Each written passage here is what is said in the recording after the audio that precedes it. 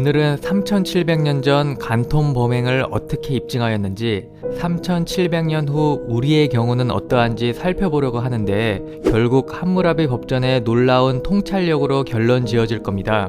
함무라비 법전은 간통한 자는 물에 던져질 것이다 라고 규정한 것이 아니고, 간통죄의 현행범으로 체포되었다면 물에 던져질 것이다 라고 규정되어 있습니다. 이 둘은 간통을 한 자를 처벌한다는 의미에서는 동일하지만, 간통을 한 모든 자가 물에 던져지는 것이 아니라 간통 행위에 현행범으로 체포된 사람만 처벌한다는 의미로 커다란 차이를 가지고 있습니다.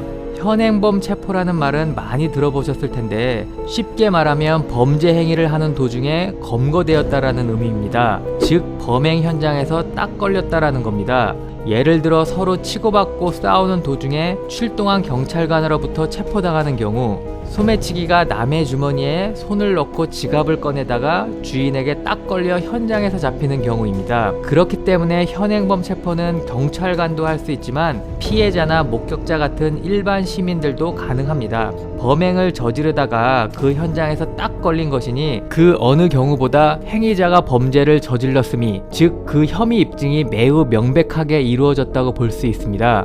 그렇습니다. 3700년 전 바빌로니아 왕 함무라비는 간통으로 물에 던져지는 엄벌을 처하기 위해서는 간통의 현행범일 경우에만, 즉 내가 확실히 봤어 이런 거 다 필요 없고, 두 남녀가 성행위를 하는 그 현장에서 그 연놈들의 목덜미를 잡아 왕에게 끌고 온 경우에만 물에 집어 던져진다는 것입니다.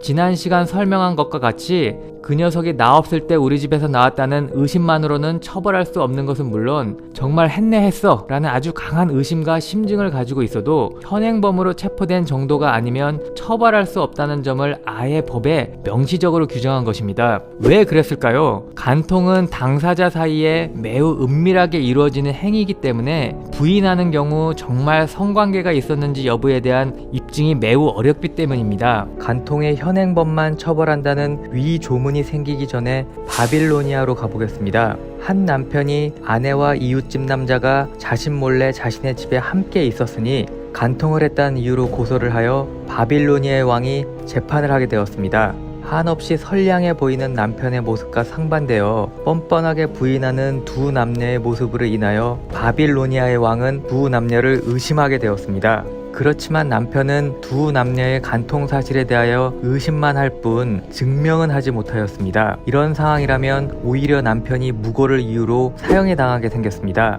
남편의 상황을 가엾게 여긴 바빌로니아의 왕이 할 수 있는 방법은 무엇이었을까요? 두 남녀의 간통 혐의에 대하여 소위 물증은 없지만 심증은 가진 바빌로니아의 왕은 어떻게 할 수밖에 없었을까요? 그는 두 남녀에게 말합니다. 내 죄를 내가 알렸다. 자백을 받는 수밖에 없었습니다. 그럼에도 죄를 인정하지 않자 주변 관리들에게 말합니다. 저 반성하지 않는 연놈들이 실토할 때까지 매우 쳐라. 증거는 없었지만 심증을 가졌다는 이유로 바빌로니아의 왕은 심판자로서의 공정성을 상실하였고, 실제 두 남녀가 부정한 행위를 한지 여부는 알 수 없지만 두 남녀는 고문 끝에 범행을 인정하고 물에 빠져 죽임을 당하였습니다. 했네 했어라는 강한 의심에 기반한 것일지라도 남편뿐만 아니라 주변 사람들 모두가 이구동성으로 두 남녀에게 손가락질을 하였다고 하더라도 두 남녀는 고문 끝에 이루어진 자백을 통해 수장되었습니다. 바빌로니아의 정의는 실현된 것인가요? 왕은 치우침이 없는 공정함을 잣대로 재판을 한 것인가요? 그 입증의 어려운 점을 감안하고 이러한 재판 과정에서의 문제점을 고려하여 함무라비 왕은 아예 법으로 간통의 현행범으로 체포된 명백한 경우만 엄벌함으로써